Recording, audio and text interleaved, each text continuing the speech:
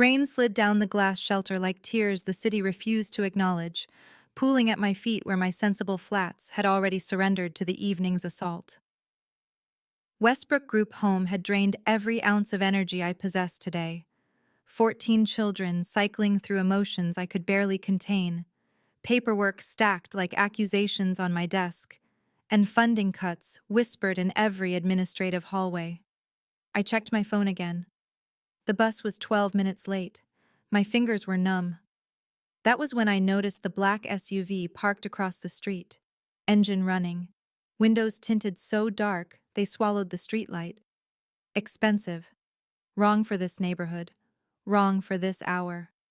A man stood beneath the awning of the closed pharmacy, motionless as sculpture, his suit probably worth more than 3 months of my rent.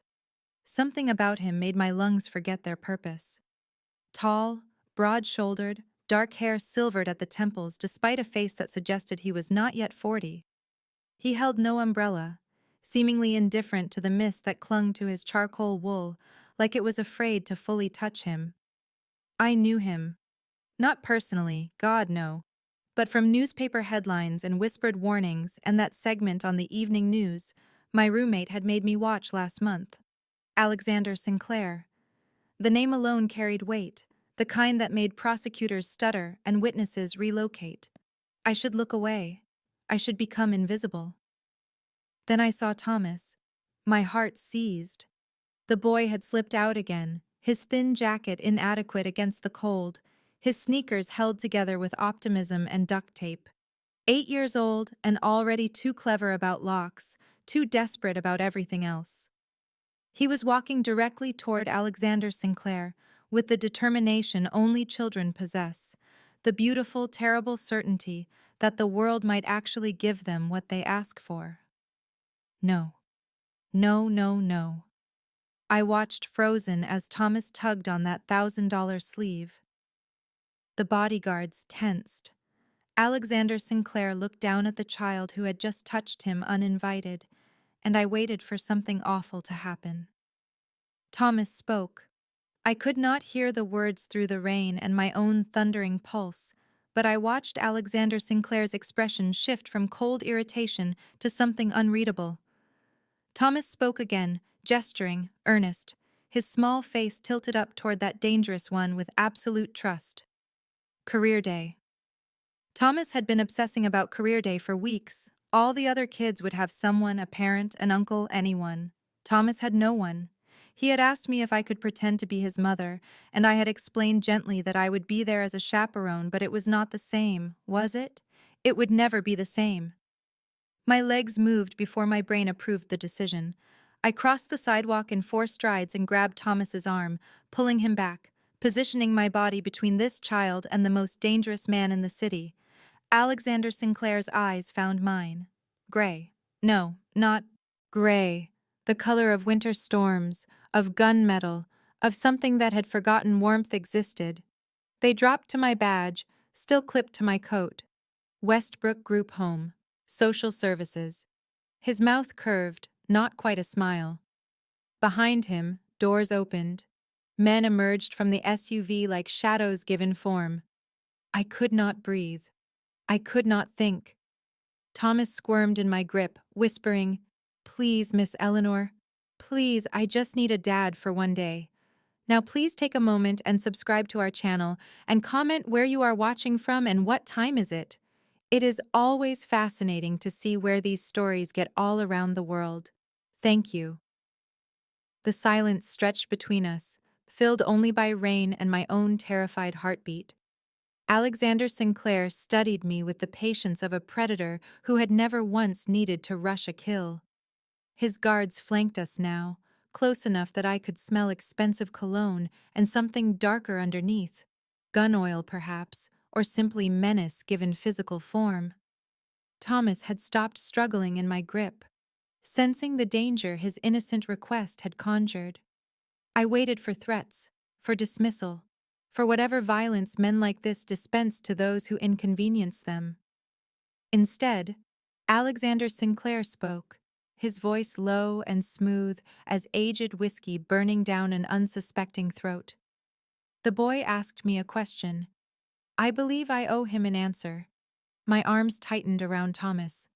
Whatever answer this man had, I did not want Thomas to hear it. But Alexander continued, his gray eyes never leaving mine even as he addressed the child. Career day. You want me to pretend to be your father and tell your classmates about my work? Thomas nodded vigorously, hope blazing in his small face. I wanted to scream at him, to shake him until he understood that some doors should never be opened, some men should never be approached, some wishes should die unspoken. Yes, Alexander said. The word hung in the air like a blade waiting to fall. I will do this, but I have conditions. He reached into his jacket and I flinched, certain I was about to see a weapon. Instead, he produced a card, cream-colored, heavy stock, embossed with nothing but a phone number in silver. You, he said, pressing it into my frozen fingers. You will guarantee my access. You will ensure there are no complications. You will be present the entire time. I found my voice somewhere beneath the terror. No, absolutely not. I will not help you infiltrate a school full of children. His expression did not change, but something flickered in those storm-colored eyes. Amusement, perhaps, or curiosity at encountering resistance. Miss Fairfax. He knew my name. Of course he did, it was on my badge, but hearing it from his lips made my skin prickle with warning. I am not asking you to help me infiltrate anything. I am offering to grant a child 1 day of normalcy. You have until morning to decide. He turned away, dismissing us entirely, and his men parted like water. The black SUV swallowed him, followed, whole, its taillights bleeding red through the rain as the motorcade disappeared into the night. Thomas looked up at me with shining eyes. Miss Eleanor, he said. He said yes. I could not speak. My hands shook so badly I could barely grip his shoulder as I guided him back toward the group home, back toward safety, though I no longer knew what that word meant. That night, after settling Thomas in bed and enduring the supervisor's lecture about security protocols, I sat in my cramped apartment and searched Alexander Sinclair on my laptop. The articles multiplied like nightmares. Suspected connections to organized crime across 3 continents, witnesses who recanted, prosecutors who resigned, rivals who simply vanished. And yet, Thomas had never asked for anything, not once in 2 years. I stared at the card until my vision blurred. The phone number gleamed like a promise or a curse. I should refuse. I should burn this card and pretend this night never happened. But when I closed my eyes, I saw Thomas's face, luminous with impossible hope, and I knew I was already lost. Morning arrived with pale sunlight that felt like mockery, streaming through my window onto the card still clutched in my hand. I had not slept. I had memorized that silver number until it burned behind my eyelids, until it felt less like a phone number and more like a summoning ritual for something I could never take back. Thomas found me in the hallway before breakfast, his face scrubbed clean and his eyes enormous with hope he was trying desperately to contain. He did not ask. He did not need to. The question lived in every line of his small body, in the way he stood too still, in how his fingers twisted the hem of his threadbare sweater. I looked at him and saw every child I had ever failed to save, every promise the system had broken, every dream that had died in fluorescent-lit offices and cold courtrooms. My thumb found the numbers before my conscience could intervene. The phone rang once, twice, and then a voice answered that made my blood slow to ice in my veins. Not Alexander. Someone else. Someone who said his name was Henry Ashworth in a tone that suggested names were weapons and he knew exactly how to wield his. I told him I was calling about the arrangement. Silence stretched so long I thought he had disconnected. Then he said a car would arrive in 1 hour and I should be ready. The line went dead. 53 minutes later, I stood outside Westbrook Group home in my best professional blazer, the one I saved for court appearances and funding meetings, watching a black sedan materialize from traffic like a shark surfacing through dark water. The driver never spoke. The city blurred past tinted windows as we climbed toward the financial district, toward glass towers that scraped the sky with the arrogance of men who believed they owned it. Sinclair Tower dominated the skyline, 40 stories of steel and ambition that cast shadows over entire neighborhoods. Inside, marble floors, echoed with my inadequate heels as security personnel, who looked more like soldiers, escorted me to a private elevator. I ascended in silence, my reflection fractured across polished brass doors, a woman I barely recognized walking willingly into the dragon's lair. Alexander waited in an office that probably cost more than my lifetime earnings, standing before floor-to-ceiling windows with his back to me, silhouetted against the city he controlled. He turned slowly. Those gray eyes cataloged everything about me in seconds.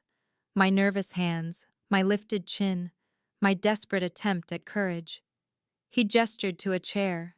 I remained standing. His mouth twitched, almost amused. "You came," he said. "I did not think you would." I could not tell if the observation was approval or disappointment. He circled his desk like a predator establishing territory and began outlining terms in that whiskey-smooth voice. I would accompany him. I would introduce him appropriately. I would ensure no administrative complications arose. I would be present the entire time Thomas was in his proximity. In exchange, he would give one boy one perfect day. He said it simply, without sentiment, yet something flickered beneath that frozen surface when he mentioned Thomas. Curiosity, perhaps, or recognition of a boldness he respected. Why? I heard myself ask. Why agree to this at all? His pause lasted 3 heartbeats. Because he asked, Alexander said finally, as if that explained everything. And perhaps, impossibly, it did. I agreed, sealing my fate with a single word. The next 3 days became a surreal education in transformation. Alexander's team descended upon every aspect of his public identity with surgical precision, crafting employment records and business credentials that would withstand casual scrutiny, inventing a consulting firm specializing in urban development that explained both his wealth and his flexible schedule. I watched from the periphery of his office as assistants printed documents and rehearsed cover stories, as stylists debated which watch suggested successful father rather than criminal overlord, as Henry coordinated security protocols for an elementary school visit with the intensity of a military operation. My role evolved unexpectedly into something resembling a tutor, coaching Alexander on the peculiarities of third-grade social dynamics and the specific terminology teachers used and the unwritten rules of career day presentations. We sat across from each other at his massive desk, while I explained that he could not mention anything about negotiation tactics or hostile acquisitions or eliminating competition, and he listened with an expression caught between amusement and genuine concentration.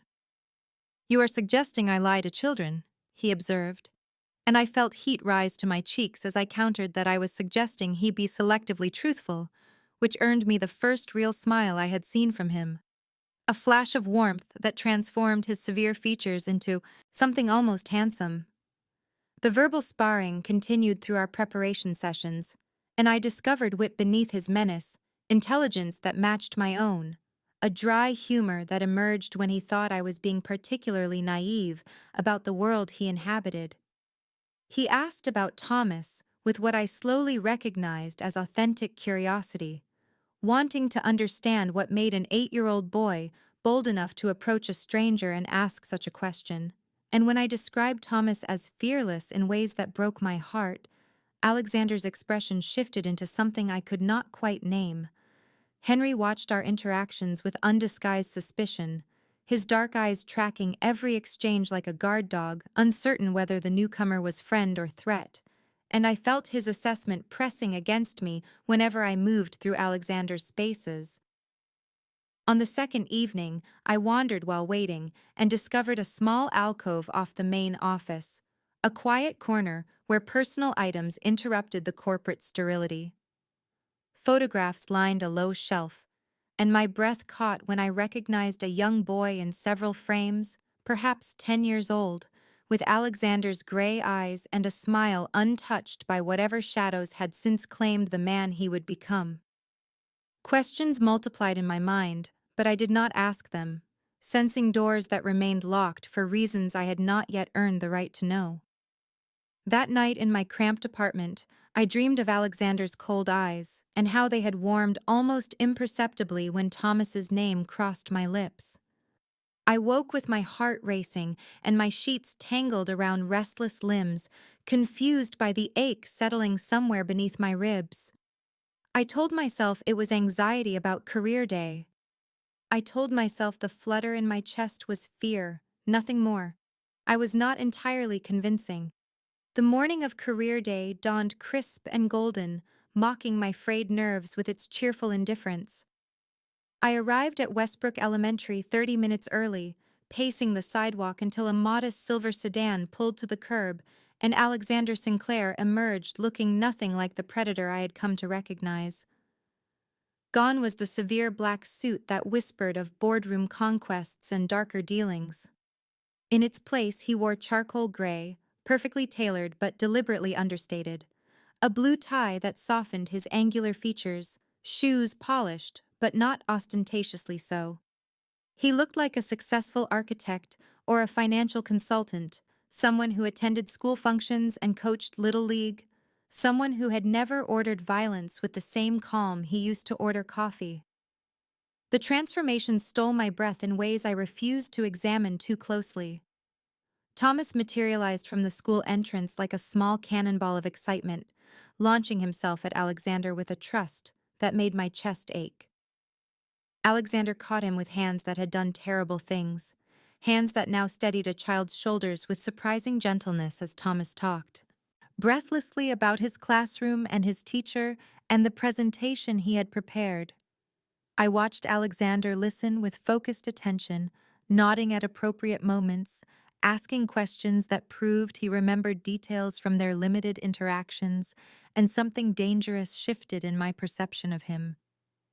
Inside the school, fluorescent lights hummed their familiar institutional song as parents gathered in clusters, sizing each other up in that peculiar competitive dance of career day participation.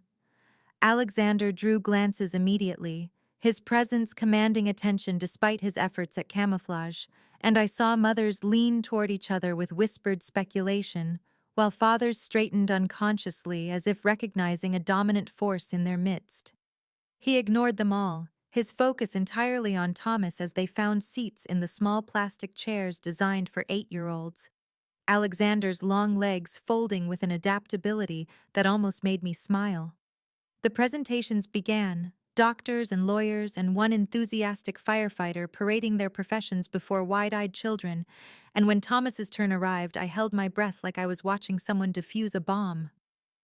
Alexander stood beside him at the front of the classroom, commanding without overwhelming, and spoke about urban development and building things that lasted and the importance of vision, words carefully chosen from our rehearsals, but delivered with a conviction that transcended performance. Thomas glowed. He absolutely radiated joy as Alexander fielded questions from curious classmates, as this man who terrified grown men crouched to meet a child's eye level and explained concepts with patience I had never witnessed in him before. Then Marcus Wheeler, a perpetual thorn in Thomas's side, raised his hand with the calculated malice only children can achieve. "That is not really your dad," Marcus announced, loud enough for everyone to hear. "I heard Thomas does not have parents, so this is probably some fake person who felt sorry for him." The classroom went silent. Thomas's face crumpled, and Alexander's jaw tightened with a fury so controlled, so absolute, that I felt the temperature drop 10 degrees. I stepped forward to intervene, professional instincts overriding my paralysis. But not before I saw something in Alexander's eyes that rewrote everything I thought I understood. Protective rage, genuine, visceral, unmistakable. He was not performing anymore. He was defending his own. The restaurant Alexander chose existed in a universe parallel to my own, a quiet establishment where waiters moved like ghosts and the menu bore no prices, where the air itself seemed to cost more than my monthly rent. Thomas sat between us in a curved leather booth, his eyes wide as he absorbed every detail of this foreign landscape, and I watched Alexander transform once again into something I had not anticipated. He lifted his napkin with deliberate ceremony, catching Thomas's attention, and began demonstrating how to fold the fabric into precise shapes, his long fingers moving with patience that seemed impossible from hands I knew had signed orders for violence. A swan emerged from white linen, then a flower, then a simple but elegant knot that Alexander placed in Thomas's lap with instructions to practice. Thomas attacked the lesson with fierce concentration, tongue poking from the corner of his mouth. And Alexander watched him with an expression that cracked something open in my chest. The meal passed in a blur of small moments that contradicted everything I understood about the man beside me. The way he asked Thomas questions about his favorite subjects and actually listened to the rambling answers. The way he corrected the boy's grip on his fork without condescension. The way he ordered dessert before Thomas could gather the courage to ask. When the chocolate cake arrived, Thomas looked up at Alexander with eyes that held too much hope for an 8-year-old, and asked the question I had been dreading. "Will you come back?" The silence stretched between heartbeats, filling with possibility and danger, and something that felt terrifyingly like fate. Alexander's face revealed nothing, that practiced mask sliding into place, but I saw his hand tighten almost imperceptibly on his water glass. He made no promises, offered no false comfort, simply reached into his jacket and produced a wrapped package that he slid across the table to Thomas. The paper fell away to reveal a book on architecture, thick and beautiful, filled with photographs of buildings that scraped the sky and bridges that defied gravity.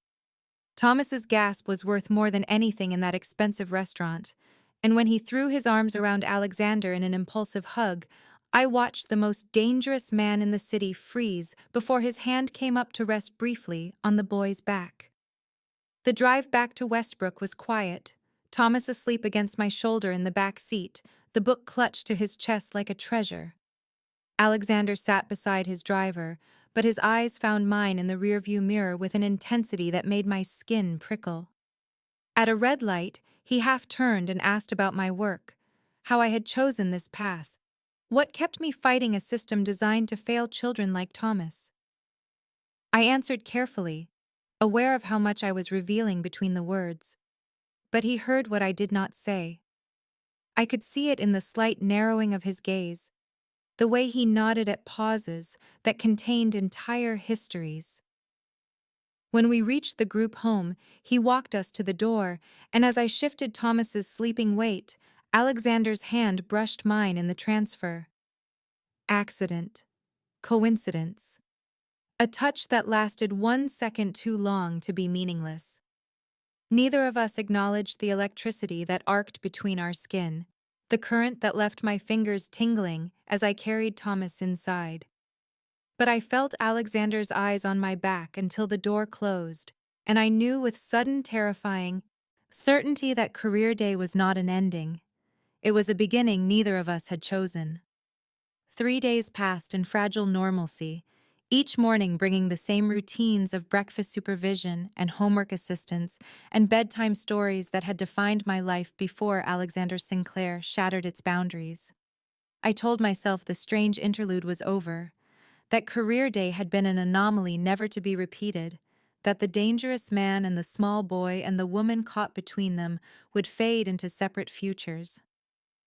But my body knew the lie before my mind accepted it, registering the black sedan that appeared across from Westbrook Group home on the second day, the same vehicle parked in the same spot when I arrived the third morning, a shadow that refused to dissipate with the rising sun. I watched it through the window during craft time, my hands mechanically helping children glue cotton balls to construction paper, while my heart hammered against my ribs. The car never moved. Its windows stayed dark, impenetrable, patient in a way that felt distinctly predatory. On the fourth day, I broke. I marched across the street with fury masking my fear, my sensible shoes slapping against wet pavement, and rapped my knuckles against the driver's window with more courage than I possessed. The glass descended to reveal Henry Ashworth's weathered face, those calculating eyes assessing me with the same suspicious evaluation I remembered from Sinclair Tower. He told me without emotion that Mr. Sinclair had ordered surveillance after certain parties began making inquiries about the woman photographed with him at the elementary school. Unknown parties, making inquiries. About me. The words dropped into my stomach like stones into deep water, sending ripples of cold terror through my entire body. I demanded to see Alexander, the words leaving my mouth before wisdom could intervene, and Henry made a single phone call that sealed my fate. The penthouse occupied the top floor of Sinclair Tower, accessible only by private elevator that required a key card and a code, and presumably several prayers to whatever gods protected foolish social workers from their own decisions. I emerged into a space that stole my breath with its brutal beauty, floor-to-ceiling windows revealing the city sprawled below like a conquered kingdom, furniture in shades of gray and white that cost more than my annual salary, art on the walls that museums would covet, and absolutely no warmth anywhere. Alexander stood silhouetted against the night skyline, whiskey in hand, his jacket discarded and his sleeves rolled to reveal forearms that I absolutely should not have noticed. He explained without apology that my association with him had consequences, that people who wanted to hurt him now knew my face, that I had become a variable in equations I could not begin to understand. The fury erupted from somewhere primal, hot and righteous, and completely inappropriate given the power differential between us. I accused him of arrogance, of playing games with lives that were not his to gamble, of dragging an innocent child and an ordinary woman into his world of violence and shadows. He absorbed every word without flinching, then set down his glass and closed the distance between us with steps that echoed like heartbeats. He asked if I truly believed I was ordinary. The question hung between us, charged with something I refused to name. And when his hand rose to brush a strand of hair from my face, I did not step back. I should have. God help me. I should have run. The lock on my apartment door hung wrong, tilted at an angle that sent ice flooding through my veins before I even crossed the threshold. I knew before I stepped inside that everything had changed, could feel the violation in the air itself, that particular stillness that comes when a space has been invaded by hostile hands. My living room looked untouched at first glance, the second-hand couch still draped with the quilt my grandmother made, the stack of case files still tottering on my coffee table, the single plant I managed to keep alive still reaching toward the window. But the wrongness pulsed beneath the surface like a wound, and when I walked to my bedroom on legs that threatened to buckle, I found it waiting on my pillow. A photograph. The three of us at career day, Thomas beaming between Alexander and me, captured by someone I never noticed, printed on glossy paper and slashed through with something sharp. Three faces crossed out with violent red lines, a message requiring no words. My hands shook so badly I nearly dropped my phone twice before managing to dial the number I had sworn I would never use again, and Alexander answered on the first ring as if he had been waiting for exactly this call. His voice shifted the moment he heard my ragged breathing, dropping from cool inquiry to something urgent and commanding, and he told me not to touch anything, not to move, not to leave. He was coming. 17 minutes. I counted each one in heartbeats and shallow breaths, standing frozen in my violated bedroom, staring at those slashed faces until headlights swept across my window and footsteps thundered up my stairs. Alexander filled my tiny apartment with his presence, sucking the oxygen from rooms that had always felt adequate until he stood in them, and his eyes swept over the photograph with an expression that made me grateful I was not whoever had left it. Henry materialized behind him, already on the phone, already issuing orders in that clipped tone that suggested consequences I did not want to imagine. And I watched Alexander transform my modest living room into a command center for war. He touched nothing, but saw everything, cataloging details I would have missed, asking questions in a voice like controlled detonation, and I realized I was witnessing the man who had built an empire from violence and will. When he finally looked at me, truly looked, the fury in his eyes softened to something that frightened me more than any threat. He told me I would stay somewhere safe, his tone leaving no room for negotiation, but I found defiance rising through my fear like a weed through concrete. The children, Thomas, I would not abandon them to whatever enemy had found its way into my home. We argued in sharp whispers while Henry pretended not to listen, Alexander's jaw tightening with each refusal I offered, until something like respect flickered beneath his frustration. He made calls I was not meant to hear, arranged protections I would never see, and when he left with promises to find whoever had done this, I understood that my apartment was no longer my own. I belonged to his world now, caught between the trap of his enemies and the cage of his protection, and I could not decide which terrified me more.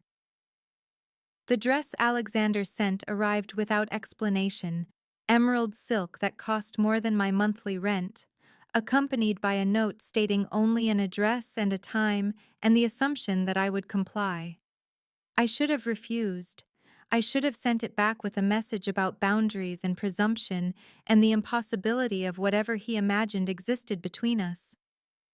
Instead, I stood before my mirror at the appointed hour, watching a stranger stare back at me, a woman who looked like she belonged in a world of crystal chandeliers and dangerous men and secrets whispered over champagne.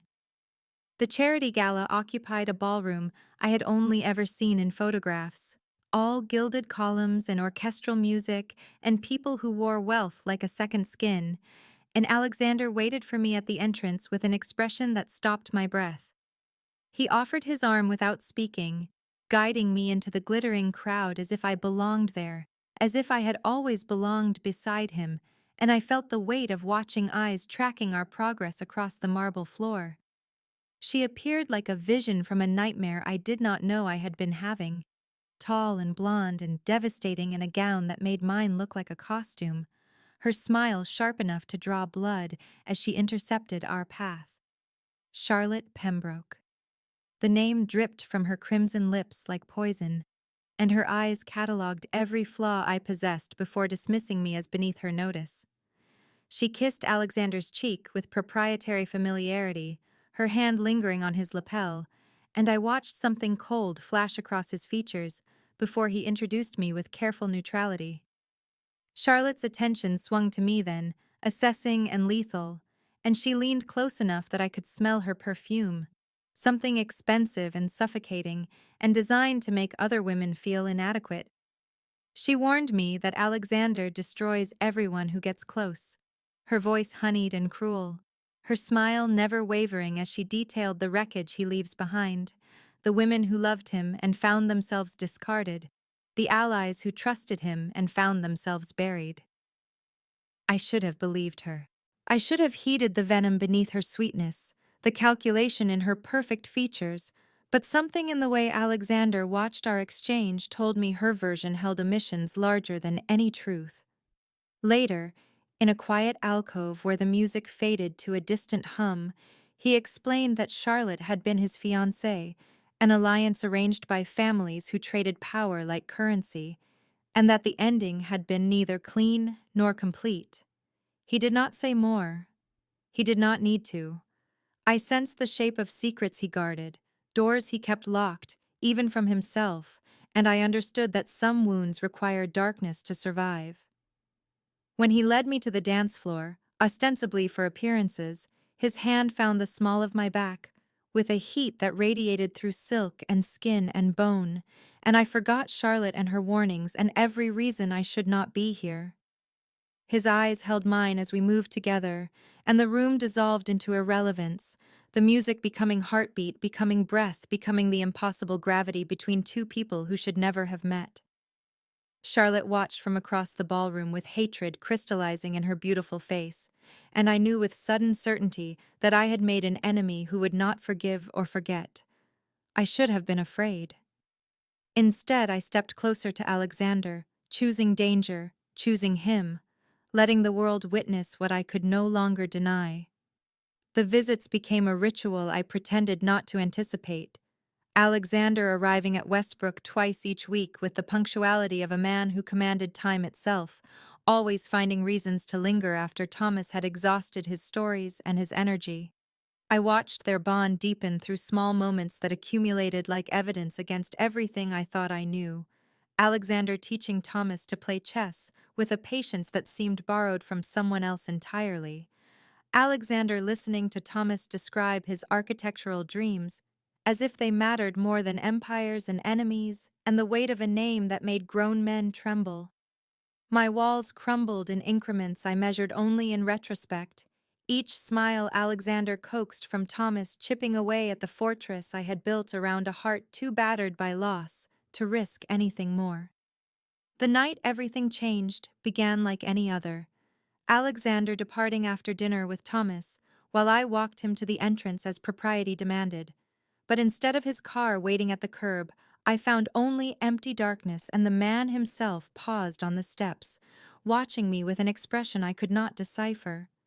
He had seen it, he said, the way I had flinched when Mrs. Patterson called to inform me that Marcus had been released to his aunt, the same aunt whose neglect had landed him in our care twice before, the same aunt who would damage him again because the system valued blood over safety. I had not realized the tears had started until Alexander produced a handkerchief from his pocket, pristine white linen that probably cost more than my weekly groceries, and pressed it into my hands without commentary or judgment.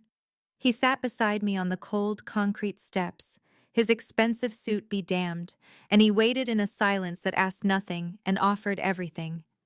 When I finally spoke, the words came rushing out like water through a broken dam.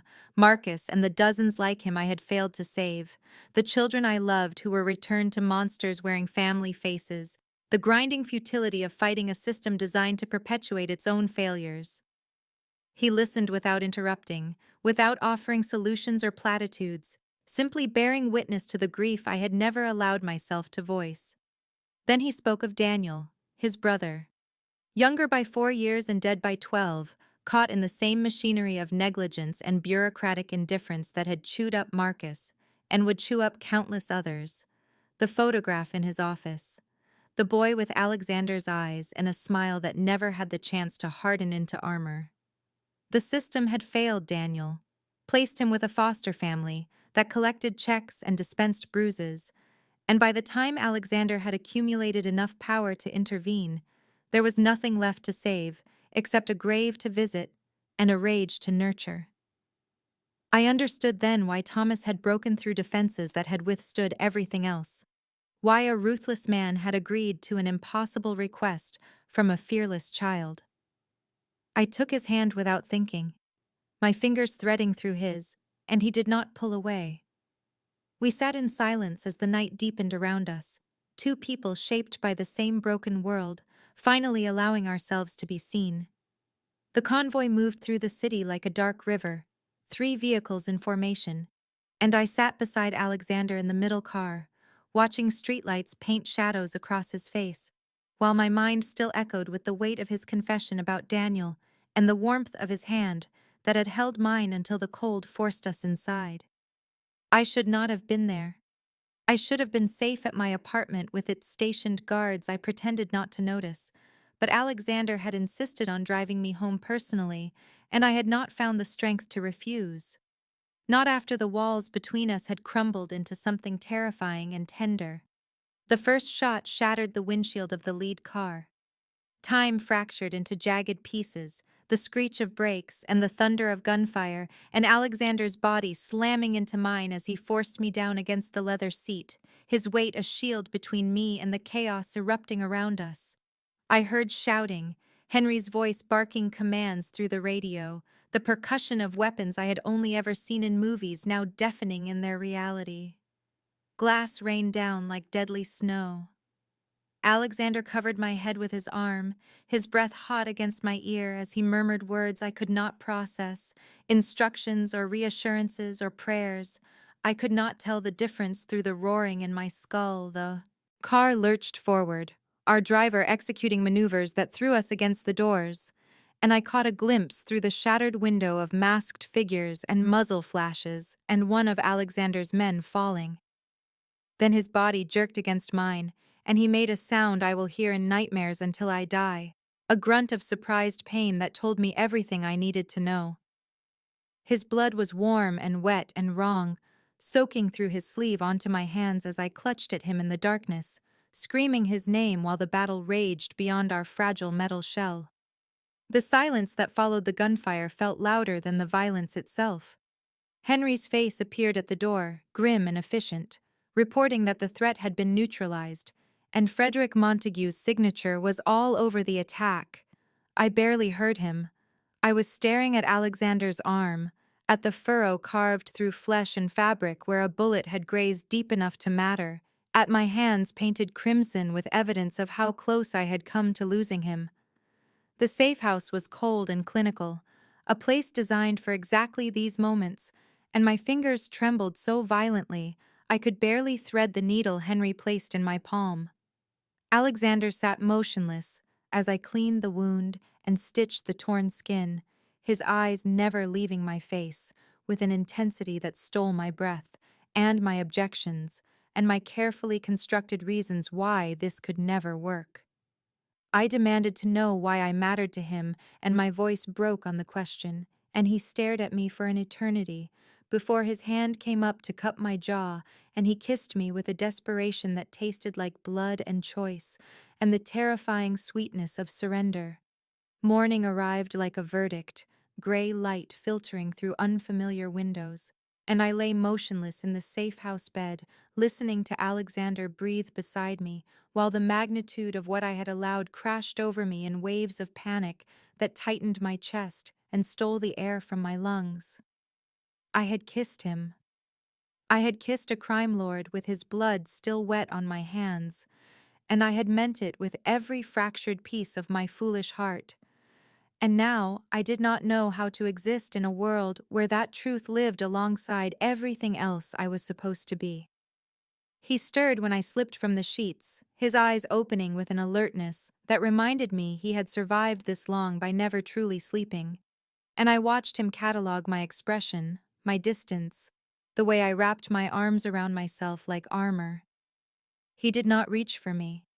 He gave me the space I desperately needed and quietly hated him for, stating simply that last night changed nothing unless I wanted it to, that he would not pursue what I was not freely offering. His intentions, he said, were serious. I was not a distraction or a convenience. The words should have comforted me, but instead they terrified me more because serious meant consequences and futures and a life I could not begin to imagine. I fled to Westbrook and to the familiar chaos of children who needed me, but normalcy had become a costume that no longer fit.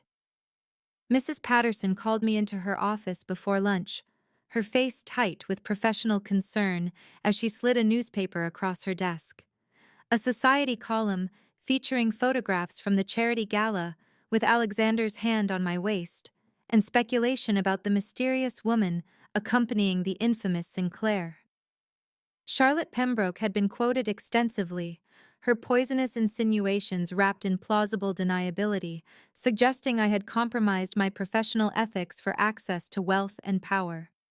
My supervisor demanded explanations I could not provide, my continued employment suddenly conditional on associations I could not sever without severing something vital in myself. Thomas found me that afternoon sitting in the empty playroom, and his small face crumpled with worry as he asked why I looked so sad. I could not explain that I was mourning a version of myself that had died somewhere between a bus stop and a kiss, so I held him instead and promised everything would be fine while knowing I was lying. Alexander called that night, his voice carefully neutral as he delivered information that turned my blood to ice.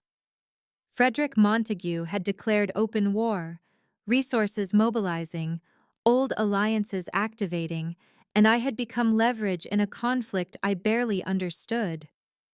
He offered me an escape, a new identity crafted by experts, safety in a city far from everything I knew, far from him. I could disappear and survive. The word caught in my throat.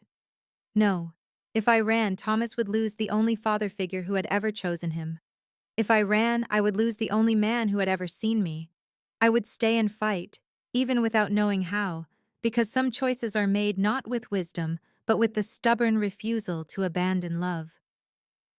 The idea came to me at 3 in the morning while I stared at the ceiling of the safe house and listened to Alexander's steady breathing beside me, his wounded arm bandaged and his body finally surrendered to exhaustion after days of coordinating responses to Frederick's declaration of war. I had spent years navigating bureaucratic systems designed to fail children, learning which pressure points could collapse entire structures of neglect, and now that knowledge crystallized into something dangerous and useful. Frederick Montague's legitimate businesses, the construction companies and shipping firms that laundered his empire's blood money, employed workers sourced from desperate populations with few protections and fewer voices. I had seen the reports that crossed my desk, the whispered concerns from other social workers about children pulled from school to work in warehouses, about families too terrified to file complaints. I woke Alexander with my hand on his chest and my plans spilling from my lips before doubt could silence me. His eyes sharpened from sleep to full alertness in a single breath, and I watched him process my proposal with the calculating precision that made him both terrifying and magnificent. I could compile evidence, I explained, documentation that would trigger investigations from agencies with subpoena power and media attention that Frederick could not eliminate with bullets. Alexander studied me for a long moment before asking if I understood what I was offering. That this would bind me irrevocably to his war, to his world, to him. I told him I had made that choice when I refused to run. The war room in Sinclair Tower became my classroom over the following days, and I learned the architecture of Alexander's empire while teaching him the vulnerabilities of Frederick's. Henry Ashworth stopped watching me with suspicion and began listening when I spoke, his grudging respect evident in the intelligence reports he shared without being ordered. I discovered the Sinclair Code piece by piece, the rules that governed an organization built on violence but bounded by principles. They did not traffic in human misery. They did not harm children. They protected the territories under their control from predators worse than themselves, functioning as a shadow government for communities the real authorities had abandoned. My worldview shifted like tectonic plates, uncomfortable and irreversible, as I recognized the gray morality I had spent my career pretending did not exist. Late one night, surrounded by files and cold coffee, Alexander confessed that he had closed himself off after Daniel died, had built his empire as a monument to numbness because feeling meant remembering that he had failed to protect the person who mattered most. He never expected to care for anyone again. Thomas had breached walls he thought impenetrable, and I had walked through the ruins as if I belonged there. I reached across the table and traced the line of his jaw, feeling the tension beneath his skin and the way he leaned almost imperceptibly into my touch. Words felt inadequate for what moved between us in that moment, the recognition of two damaged people who had somehow found in each other a reason to rebuild. His hand covered mine, pressing my palm against his face, and his eyes closed like a man receiving benediction he did not believe he deserved. The call came while Alexander was across the city, negotiating with suppliers who had grown nervous about the escalating conflict, and I answered my phone expecting his voice only to hear Charlotte Pembroke's crystalline laughter cutting through the static like shattered glass. She wanted me to know, she said, that she had been feeding Frederick information for months, that every strategy session I had witnessed, every vulnerability Alexander had revealed, had traveled straight to his enemies through her poisoned lips. She wanted me to know that men were coming to Westbrook right now, and Alexander was too far away to save anyone. The line went dead. I had perhaps 3 minutes to transform from a social worker into something I had never been, and I moved on instinct that felt borrowed from a stranger, shouting evacuation protocols while herding children toward the basement safe room we had never actually needed before. Thomas appeared at my side with eyes too old for his face, asking what was happening, and I told him the truth because he deserved that much. Bad people were coming. We needed to hide. He nodded once and began helping the younger children move faster, his small hands steady, while mine shook with terror I could not afford to feel. The front door splintered inward before we reached the basement stairs, and I shoved the last child through the doorway before turning to face 3 men in dark clothes who looked at me like I was an obstacle barely worth noticing. I had no weapons. I had no training. I had only the desperate certainty that they would not reach those children while breath remained in my body. The first man grabbed for me, and I fought with everything I had, nails and teeth and the wild strength of maternal fury that surprised us both. He struck me across the face, and the world fractured into bright pain and copper taste, but I did not fall. I blocked the basement door with my body and screamed loud enough to wake the dead, praying someone would hear, praying Henry would arrive in time.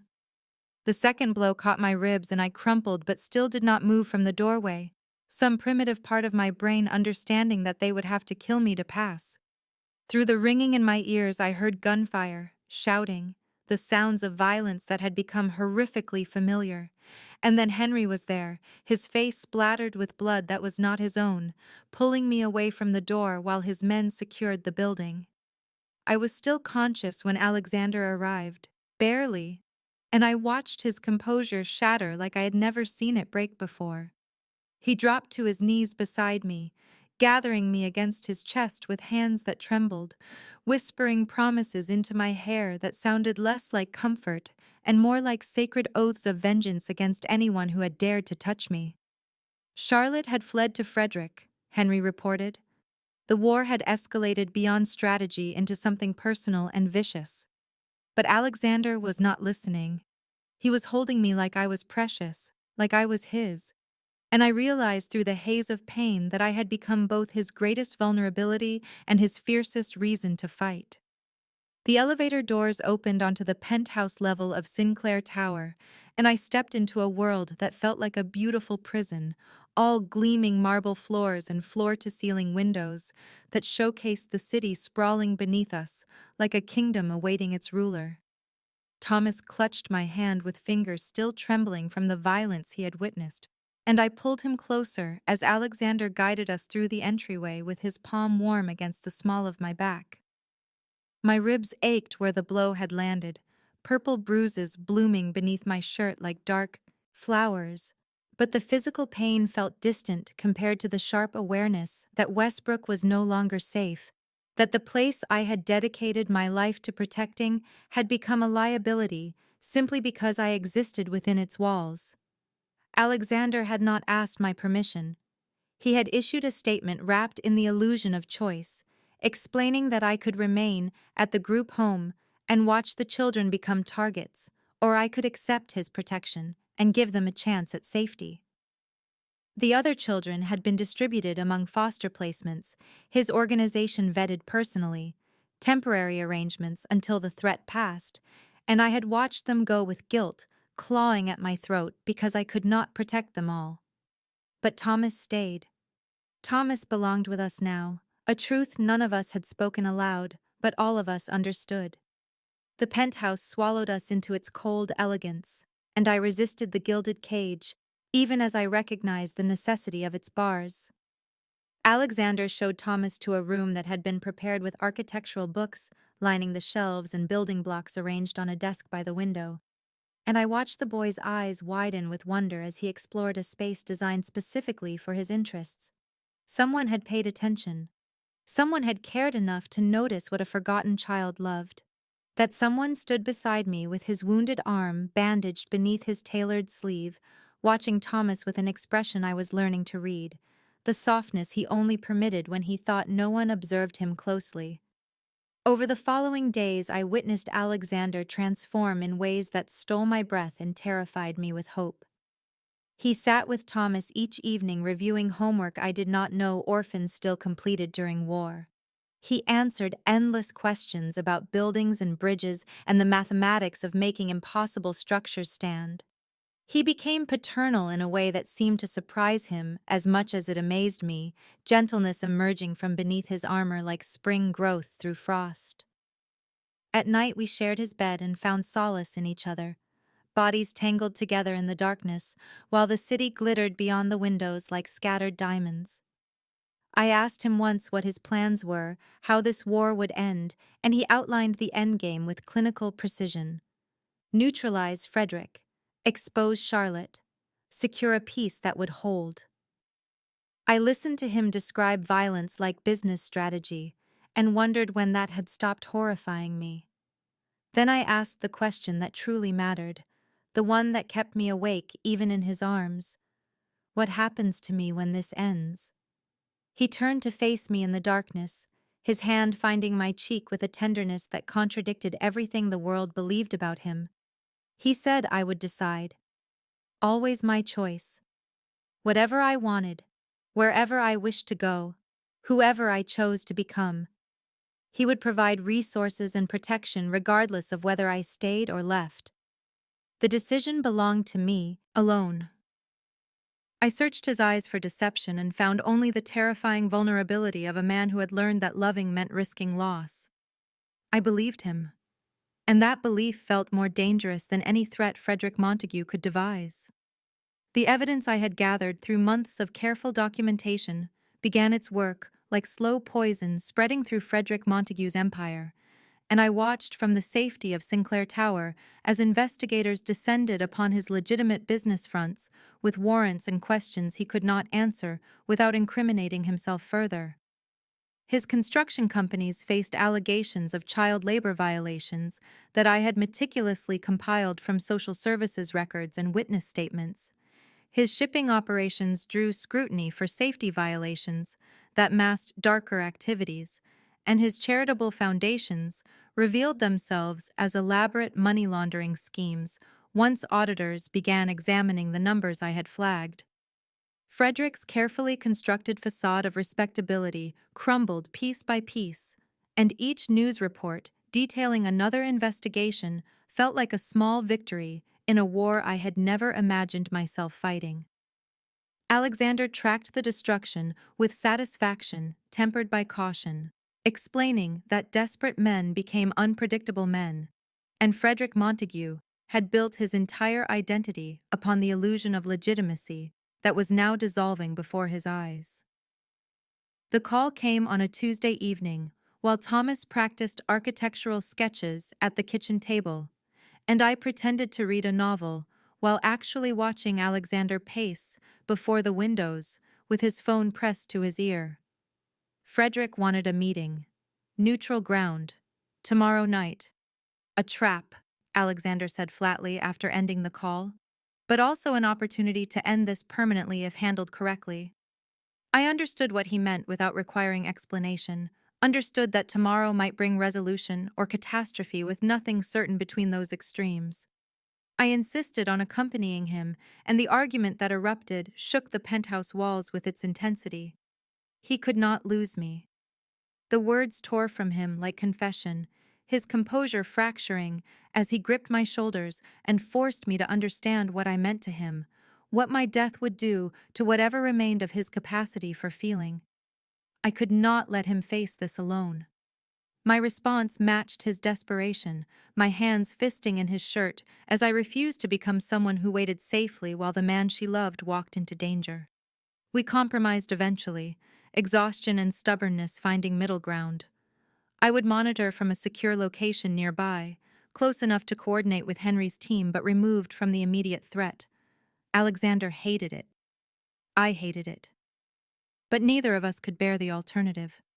That night we came together with desperation that left marks on both our bodies, memorizing each other with hands and mouths and whispered words in Case tomorrow stole our chance forever. I traced every scar on his skin, and he mapped every curve of mine, and time dissolved into sensation and need, and the fierce determination to hold this moment against whatever morning brought. Afterward, tangled together in sheets that smelled of us, I told him I loved him. The words emerged without permission, truth I could no longer contain. He froze against me, his breath stopping, his heart pounding beneath my palm. Then he said my name like a prayer, like a promise, like something sacred he had never expected to speak again. Something irrevocable settled between us in the darkness. Whatever tomorrow brought, this had already changed everything. The warehouse loomed against the night sky, like a tomb waiting to receive its occupants, and I watched through surveillance monitors as Alexander's convoy approached the neutral ground Frederick Montague had designated for their meeting. My hands trembled against the console in the surveillance van parked 3 blocks away, close enough to coordinate with Henry's team but removed from immediate danger as we had agreed.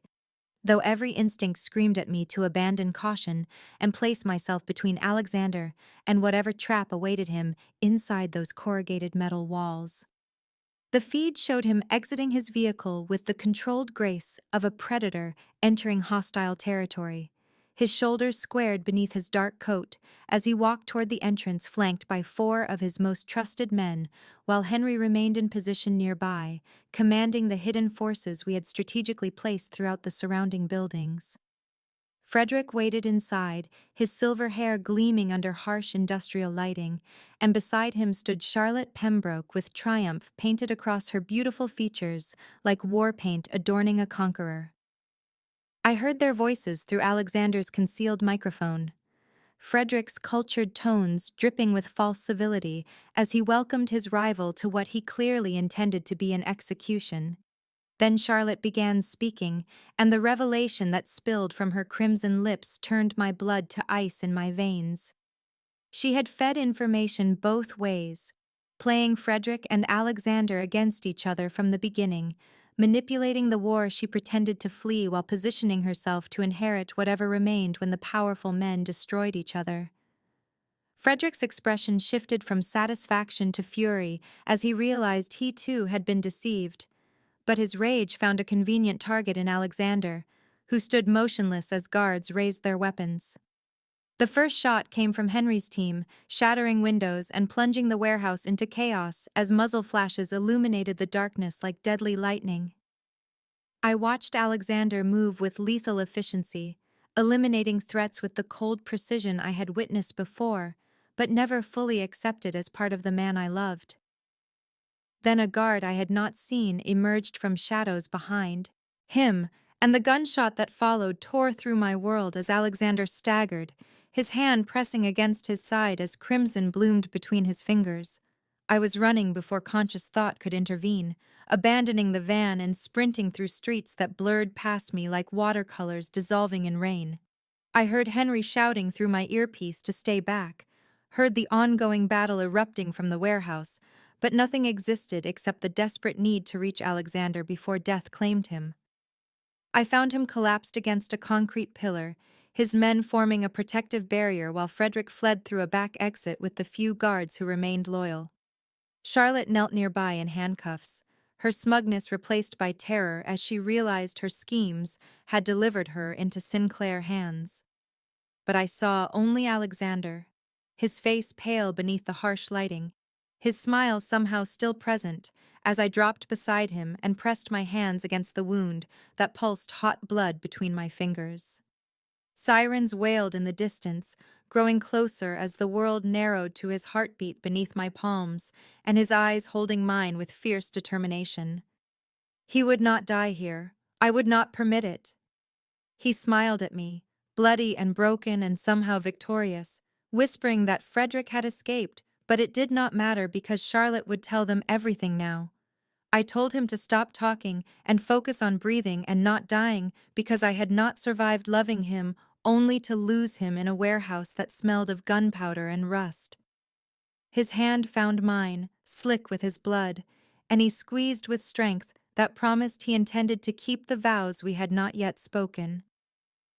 The private medical facility existed in a world apart from hospitals I had known, a place where discretion mattered more than insurance forms, and armed guards stood at every entrance, while doctors asked no questions about bullet wounds or the dangerous men who acquired them.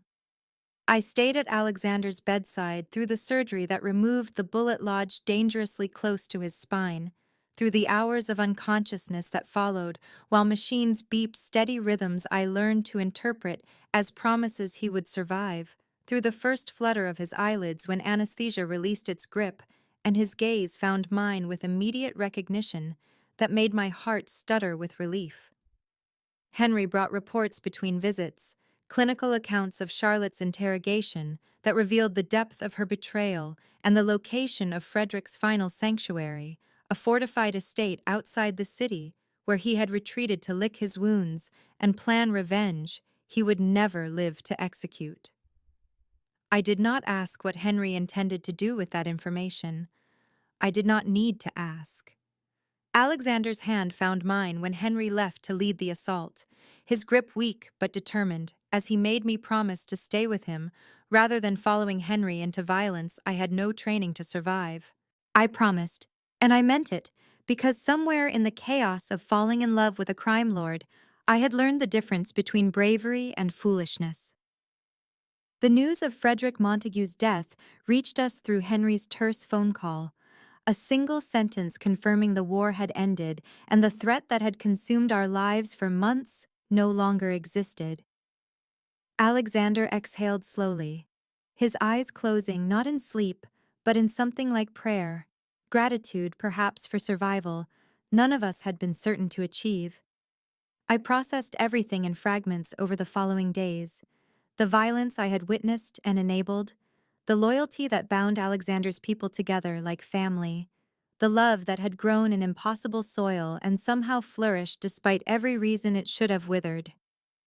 Thomas visited on the third day, clutching a handmade card decorated with crooked drawings of skyscrapers and stick figures that represented our strange little family.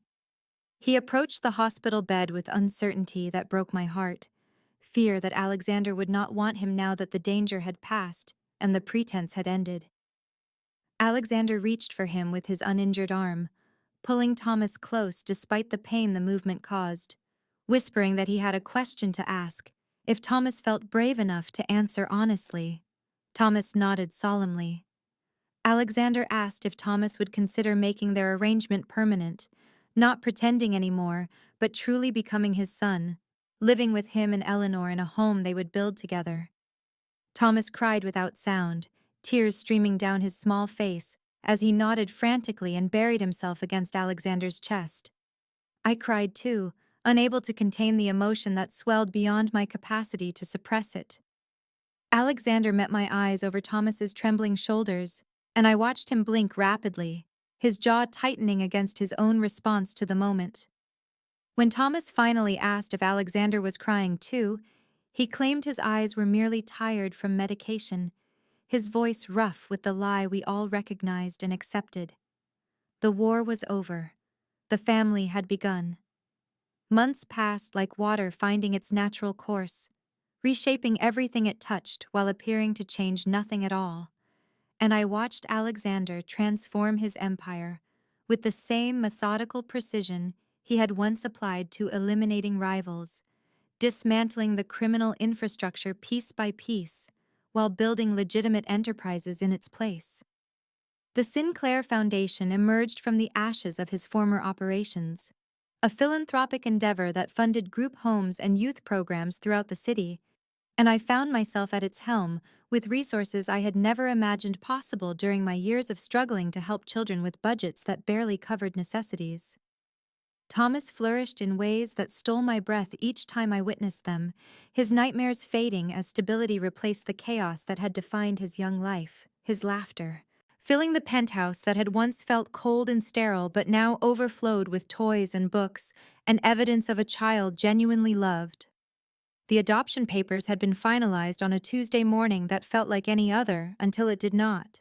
until a judge pronounced words that made legal what our hearts had already claimed, and Thomas looked at Alexander with eyes that held no memory of the terrifying stranger at the bus stop, but only the father who had chosen him.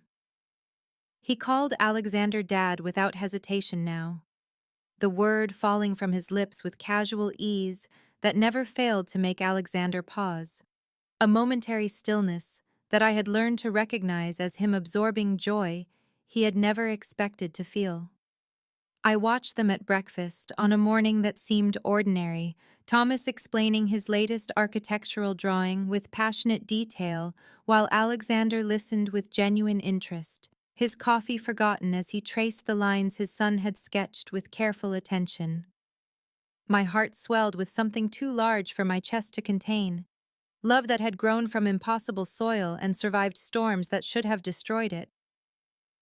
Alexander caught my gaze across the table, his expression shifting into something soft and intentional that made my pulse quicken despite months of waking beside him. He sent Thomas to retrieve a book from his study, and when we were alone, he reached across the table to take my hand, his thumb tracing patterns against my palm that communicated more than words ever could. He asked me a question then, a question I had been waiting for without admitting I was waiting, and his voice carried none of the commanding authority I had first feared, but instead trembled slightly with vulnerability he rarely allowed himself to show. He asked if I would marry him, if I would make permanent what we had built from chaos and danger and stubborn hope, and I said yes before he finished speaking, the word escaping like breath I had been holding for months. The ring he slid onto my finger had belonged to his mother, a delicate arrangement of diamonds and sapphires that caught the morning light with promises of forever, and I cried while Thomas returned demanding to know what had happened. That evening, Alexander drove us through city streets that glittered with approaching dusk, and I did not ask where we were going until he stopped at a corner I recognized with sudden perfect clarity. The bus stop stood unchanged, its simple bench and weathered shelter appearing exactly as they had on the rainy evening when a small boy asked an impossible question and changed everything. It was raining again, gentle drops that kissed our skin as we stood together on the sidewalk where destiny had intervened, disguised as a child's desperate hope. Thomas held our hands, one on each side, completing a circle that felt inevitable now, though it had once seemed impossible. Alexander looked at me through the rain with eyes that held none of the cold menace I had first encountered, only love that had cost him everything he thought he was and given him everything he needed. Perfect. It was absolutely perfect. The wedding ceremony unfolded in the penthouse garden, where Alexander had installed rows of white roses that perfumed the evening air with sweetness I would forever associate with this moment, this impossible culmination of everything that had begun with rain and fear and a small boy brave enough to ask a stranger for love. Henry stood at Alexander's side with an expression I had never seen on his hardened face, something soft and almost paternal as he watched his employer and friend prepare to bind himself to the social worker who had disrupted their careful criminal world and somehow made it better. The children from Westbrook filled the chairs arranged in neat rows, their faces scrubbed and their clothes new, purchased by a foundation that bore the name of the man who had once terrified me with a single glance across a rain-soaked bus stop.